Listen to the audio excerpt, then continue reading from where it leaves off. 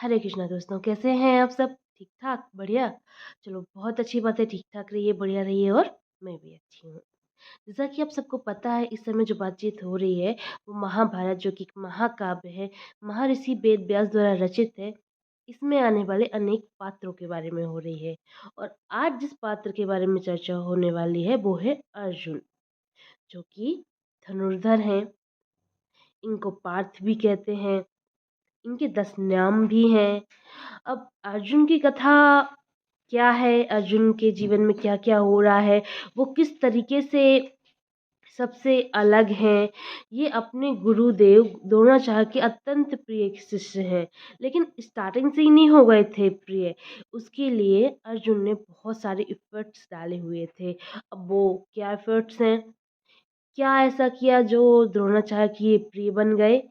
बस इन्हीं सारी बातों के बारे में चर्चा होने वाली है वीडियो में।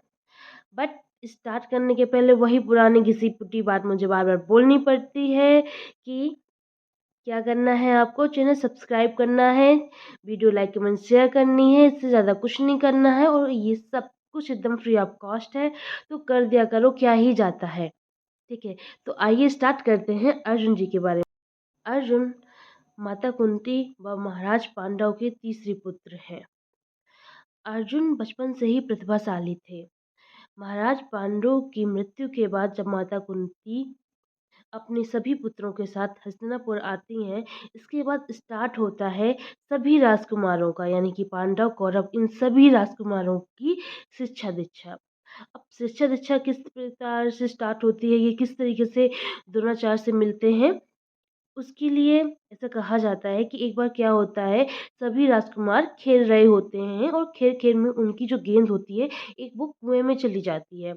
अब कुएँ से बच्चे गेंद कैसे बाहर निकालें? उसी समय वहाँ से द्रोणाचार्य का निकलना होता है और द्रोणाचार्य सीख की मदद से उस गेंद को बाहर निकालते हैं, यानी कि एक सीख के ऊपर दूसरी सीख, उस सीख के ऊपर दूसरी सीख करते हुए वो एक लंबी सी लाइन बना लेते हैं और बहुत आराम से गेंद को बाहर निकाल देते हैं। जितने भी राजकुमार थे द्रोणाचार्य की इस विद्या को देख के उनसे बहुत अधिक प्रभावित होते हैं और अर्जुन भी अन्य राजकुमारों की तरह द्रोणाचार्य से अत्यधिक प्रभावित होते हैं। ये बात पता चलती है भीष्म को। जब भीष्म को द्रोणाचार्य जी के बारे में पता चलता है, तो वो द्रोणाचार्य को सभी राजकुमारों के लिए शिक्षा के लिए उनको अपॉइंट कर लेते हैं कि आप राजकुमारों को शिक्षा देंगे। अब स्टार्ट हो जाती है राजकुमारों की शिक्षा द्रोणाचार्य के देख-रेख में। सभी राजकुमारों की शिक्षा स्टार्ट करने के कुछ टाइम बाद ही द्रोणाचार्य अपने सभी शिष्यों को अपने पास बुलाते हैं और बोलते हैं कि मैंने एक प्रतिज्ञा ली है और मैं चाहता हूँ मेरे शिष्य इस प्रतिज्ञा को पूरा करें। तो बताओ कौन मेरी प्रतिज्ञा पूरा करेगा? जितने भी शिष्य थे वहाँ पे, यानी कि कौरव हो गए, वो भी चुप थे क्योंकि उनको नहीं पता था कि गुरुदेव की क्या प्रतिज्ञा है।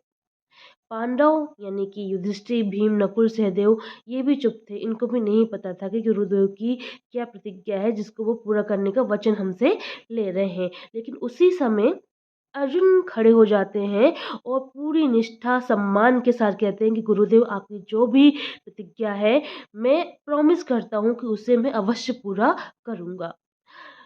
अपने शिष्य का इस प्रकार का आचरण देख के गुरु द्रोणाचार्य बहुत अधिक खुश होते हैं और वो अर्जुन को प्रॉमिस करते हैं कि मैं हर संभव प्रयास करूँगा कि तुम इस दुनिया के सर्वश्रेष्ठ धनुर्धर बनो। द्रोणाचार्य के सभी शिष्यों में अर्जुन जो थे वो धनुर्विद्या में सर्वश्रेष्ठ थे। ये बहुत अच्छी तरीके से सीखा करते थे। ज्ञान प्राप्त करने की इनकी जो जिज्ञासा होती थी अत्यधिक अच्छी थी। इनको हमेशा उत्सुकता रहती कि वो और सीख लें और जल्दी सीख लें। तो इस बात को जब द्रोणाचार्य देख लेते हैं, तो वो सतर्क हो जाते हैं थोड़ी-सी और अपने रसोइया को बोलते हैं कि कभी भी अर्जुन को अंधेरे में भोजन मत देना। इस बात का ख़ास रूप से ध्यान रखा जाए। द्रोणाचार्य बोलते हैं रसोइया से कि इस बात को हमेशा ध्यान रखना कि अर्जुन का जो भोजन है वो कभी भी अंधेरे में ना हो। उसे कभी भी अंधेरे में भोजन मत देना और ये बात तुम अर्जुन को मत बताना, नहीं तो उसको डाउट हो जाएगा कि गुरुदेव ने ऐसा क्यों किया। अब थोड़ा समय आगे निकलता है और एक समय ऐसा आता है कि रात्रि का भोजन अर्जुन कर रहे होते हैं। उसी समय हवा चलती है जिस वजह से दीपक बुझ जाते हैं, लेकिन अर्जुन अभी भी भोजन कर रहे होते हैं। अर्जुन को अपना हाथ नहीं दिखाई दिया होता है, लेकिन फिर भी वो बहुत ईज़िली भोजन कर रहे होते हों। ये बात अर्जुन के दिमाग में आती है कि ये कैसे हुआ? मुझे तो कुछ दिख नहीं रहा, फिर भी मेरा हाथ भोजन के पास जा रहा है और मेरे मुख में ही आ रहा है, यहाँ-वहाँ तो नहीं हो रहा, ऐसे कैसे संभव है?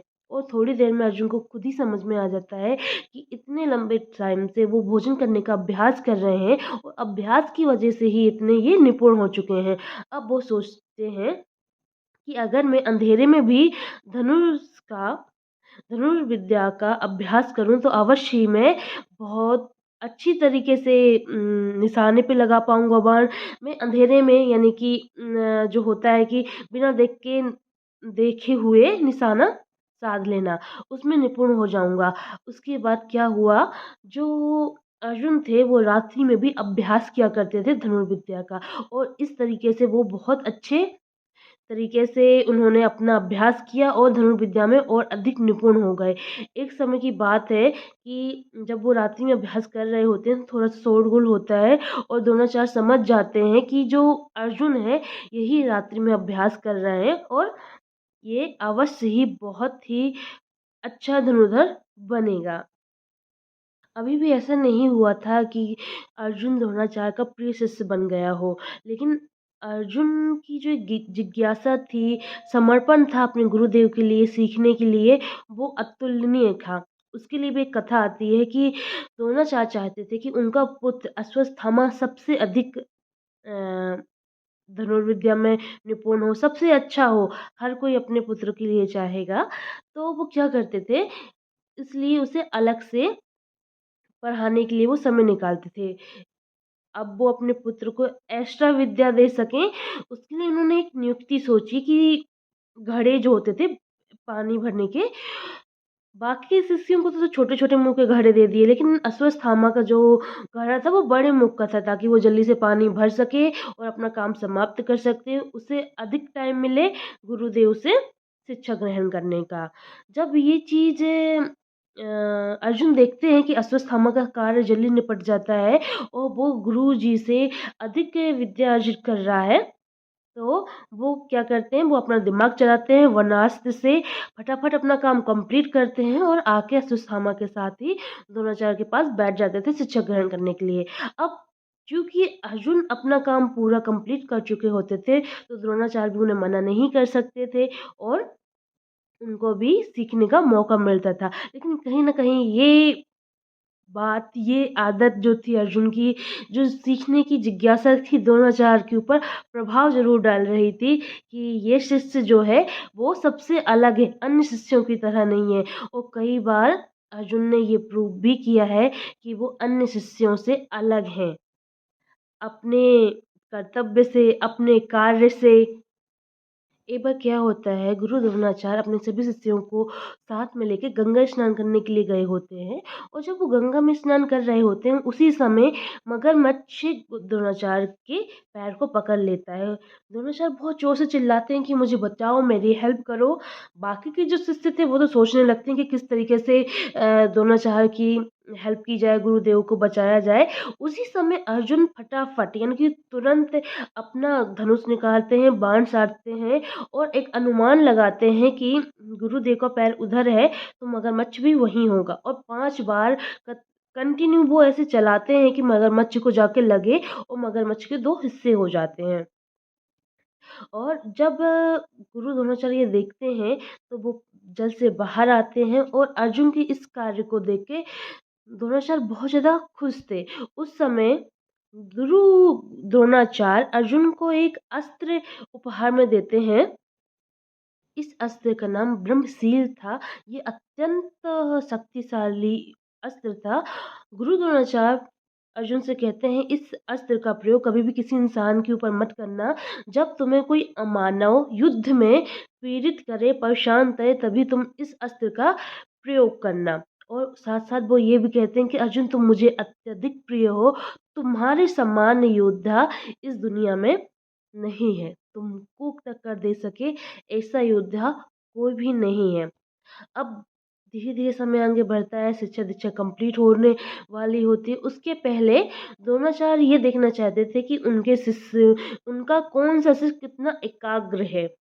इसके लिए अगेन वो एक कॉम्पिटिशन रखते हैं। एक पेड़ के ऊपर वो एक वुड की बर्ड यानी कि लकड़ी से बनी हुई चिड़िया लटका देते हैं और बोलते हैं कि इसको भेजना है, साथ में जो आस-पास जो चीज़ें तुम लोगों को दिख रही हैं, वो मुझे बताना है।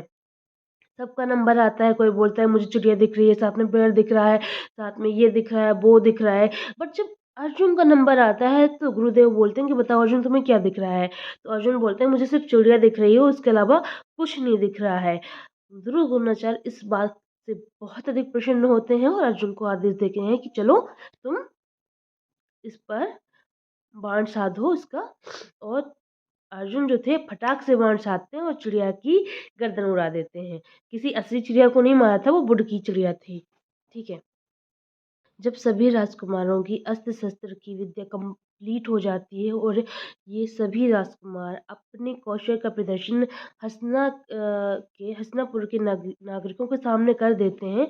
उसके कुछ समय बाद द्रोणाचार्य आते हैं और वो बोलते हैं कि मैंने एक प्रतिज्ञा ली थी और तुम लोगों से भी प्रॉमिस लिया था, आज जाओ उसे कंप्लीट करो। वो ये थी कि द्रुपद को पांचाल के नरेश द्रुपद को हराना। पहले कौरव और कर्ण जाते हैं लेकिन वो नहीं हरा पाते। इसके बाद पांडव जाते हैं और द्रुपद को बंदी बना के गुरु द्रोणाचार्य के सामने प्रस्तुत कर देते हैं। गुरु द्रोणाचार्य जब आते हैं वो द्रुपद को बोलते हैं कि तुमने मेरा अपमान किया था, तुम मित्रता भूल गए लेकिन मैं नहीं भूला। और जीता हुआ साम्राज्य का आधा हिस्सा वो द्रुपद को दे देते हैं और उसे चिढ़ाने के लिए बोलते हैं कि अब हम मित्रता में बराबर हो गए। यहाँ भी अर्जुन ने अपने गुरु को दिया हुआ प्रॉमिस कंप्लीट किया। अभी भी अर्जुन के बारे में बहुत कुछ है बताने के लिए, वो मैं अपनी नेक्स्ट वीडियो में लेके आऊँगी। आज की वीडियो में इतना ही रखती हूँ। अभी तो जा रही हूँ। जय Shri Krishna. Video like comment share कर देना। चैनल ज़रूर सब्सक्राइब कर देना। एकदम फ्री ऑफ कॉस्ट हो जाए तो प्लीज़ कर दिया करो। जय श्री कृष्णा।